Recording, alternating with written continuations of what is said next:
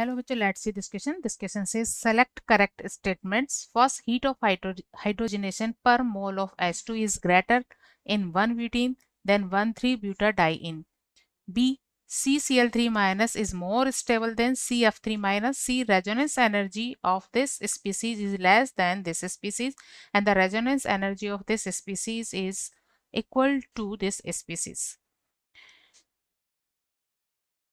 Key concept for this question is the comparison of stability of given species.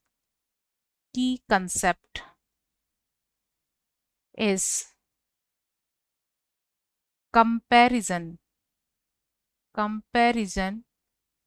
of stabilities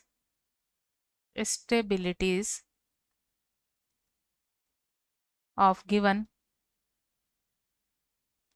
species. हम यह given species की stabilities को compare करेंगे. First है heat of hydrogenation per mole of H2 is greater in 1-butene than 1,3-butadiene.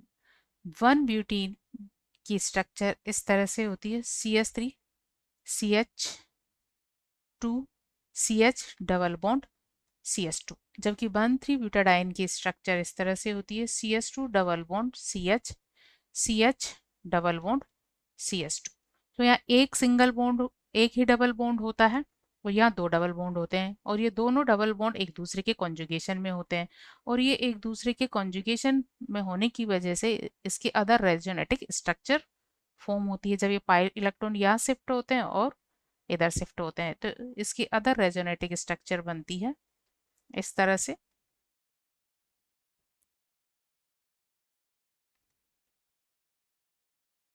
जबकि यहाँ conjugation नहीं है तो यहाँ रेजोनेंस पॉसिबल नहीं है. सो रेजोनेंस इज नॉट पॉसिबल. सो जहाँ रेजोनेंस नहीं होता वहाँ स्टेबिलिटी कम होती है, और जहाँ रेजोनेंस होता है वहाँ स्टेबिलिटी ज़्यादा होती है. तो यहाँ no resonance, no resonance, here resonance, यहाँ रेजोनेंस होगा. तो यहाँ रेजोनेंस नहीं होगा तो स्टेबिलिटी इज लेस स्टेबल. ये कैसा होगा? मोर स्टेबल होगा. अगर कोई स्पीसीज या कंपाउंड कम स्टेबल है तो उसके हाइड्रोजनेशन पर मोर स्टेबल कंपाउंड बनेगा और हीट ज़्यादा निकलेगी. सो इसका हम जब हाइड्रोजनेशन करेंगे तो क्या बनेगा? मोर स्टेबल कंपाउंड बनेगा. और इस कंडीशन में हीट ऑफ हाइड्रोजनेशन क्या होगी? Greater. Heat of hydrogenation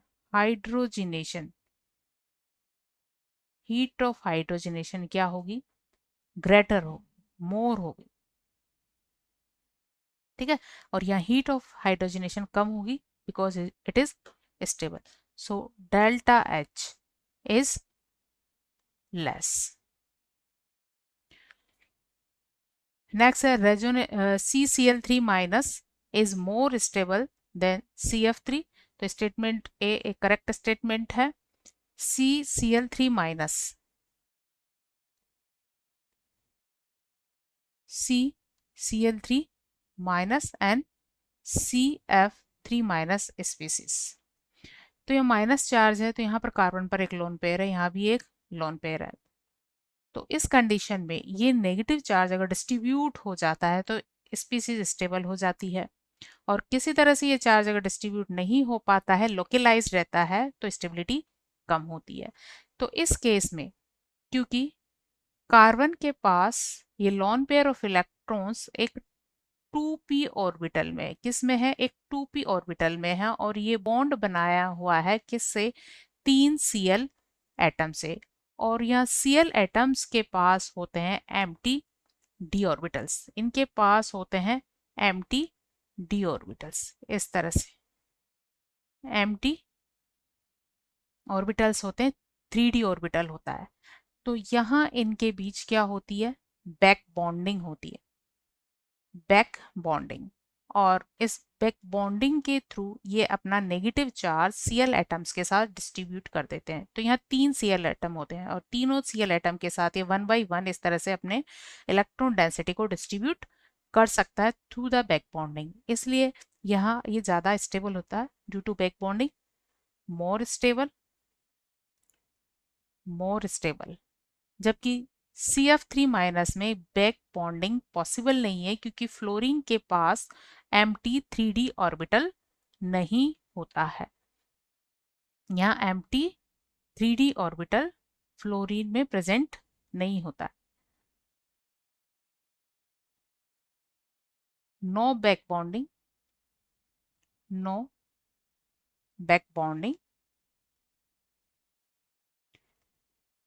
due to absence of empty orbital, empty orbital in valence shell. Valence shell में किसी तरह के एम्प्टी ऑर्बिटल नहीं है तो बैक बॉन्डिंग नहीं होगी, बैक बॉन्डिंग नहीं होगी तो नेगेटिव चार्ज डिस्ट्रीब्यूट नहीं होगा, और नेगेटिव चार्ज अगर लोकलाइज रहेगा तो इस केस में ये लेस स्टेबल होगा। तो CCl3 minus is more stable, so it is also a correct statement. And third statement is resonance energy of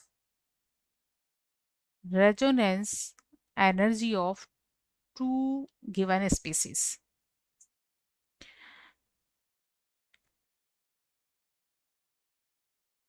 इस तरह का कंपाउंड है, यहाँ पर डबल बॉन्ड, यहाँ पर डबल बॉन्ड और ऑक्सीजन के पास है लोन पेयर। तो ये लोन पेयर इसके साथ क्या है, कॉन्जुगेशन में है। अब कॉन्जुगेशन में होने की वजह से ये रेजोनेंस में पार्ट लेगा। किस तरह से लेगा, सपोज ये लोन पेयर यहाँ शिफ्ट होते हैं तो पाई इलेक्ट्रॉन यहाँ शिफ्ट हो जाएंगे।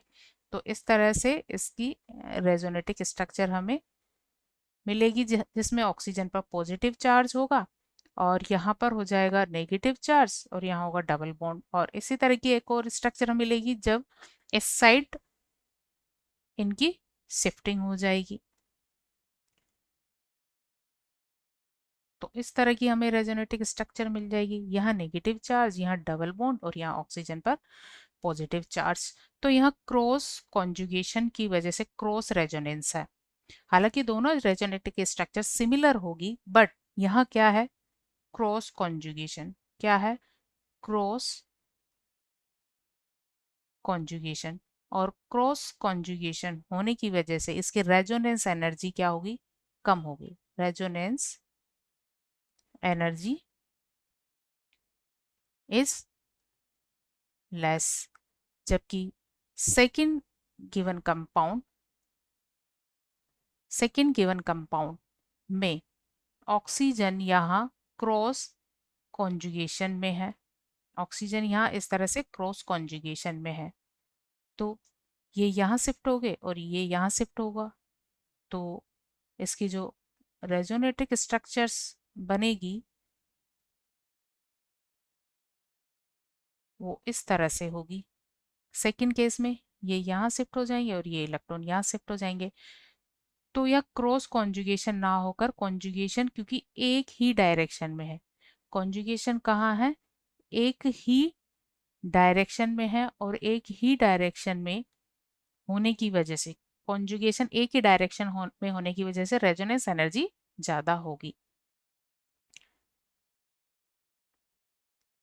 Conjugation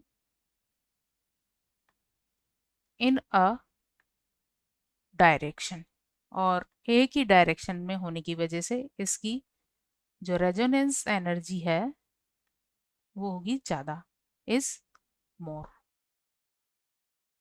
So this sentence also correct. And the fourth sentence is resonance energy is equal। इस तरह की स्पीसीज है जिसमें यहाँ पॉजिटिव चार्ज, यहाँ डबल बॉन्ड और यहाँ डबल बॉन्ड। तो इसकी अगर हम इसकी रेजोनेटिक स्ट्रक्चर्स बनाए तो रेजोनेटिक स्ट्रक्चर्स इस तरह से बन जाएगी।